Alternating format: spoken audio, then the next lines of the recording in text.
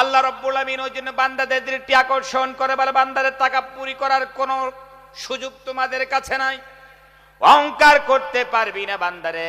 আল্লাহ রাব্বুল আমিন ডাক দিয়ে বলেন, হাল আতা আলাল ইনসানি হিনুম মিনাত দাহরি লাম ইয়াকুন শাইয়্যাম মাযকুরা। আল্লাহু আকবার।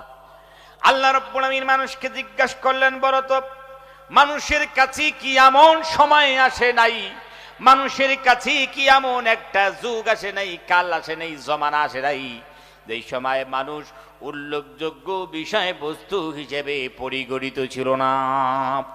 বান্দারে তোমার অস্তিত্ব ছিল না, তোমার উজুদ ছিল না, তোমার কিছুই ছিল না। আমি রব্বুল আলামিন ইহসান করিয়া মায়া করিয়া আমি রব্বুল আলামিন অস্তিত্ব দিলাম, তোমার উজুদ দান করলাম। জোরে কোন সুবহানাল্লাহ। বান্দারে দুনিয়া আসার পর কাইফা তাকফুরুনা বিল্লাহ, তুমি কোন কায়দায় আল্লাহকে তুমি অস্বীকার করো, আল্লাহর ইবাদতকে কোন কায়দায় তোমরা ভুলে যাও, আল্লাহর দাসত্বকে কোন কায়দায় তোমরা ছেড়ে দাও, এটা কথা বলো তোমরা। আল্লাহ জিজ্ঞেস করছেন, জবাব কিন্তু আমাদেরকে দিতে হবে।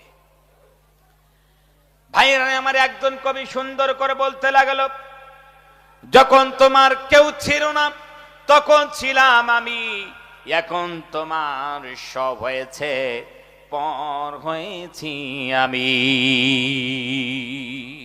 যখন তোমার কেউ ছিল না তখন আমি আল্লাহ ছিলাম, আর এখন দুনিয়াতে এসে টাকা পয়সা বাড়ি গাড়ি ব্যাংক ব্যালেন্স পিতা মাতা সবকিছু পেয়েছো, আর আমি আল্লাহকে সাইড করে দিয়েছো, আমার ইবাদতকে তোমরা সাইড করে দিয়েছো, আমাকে রিজেক্ট তোমরা করেছো।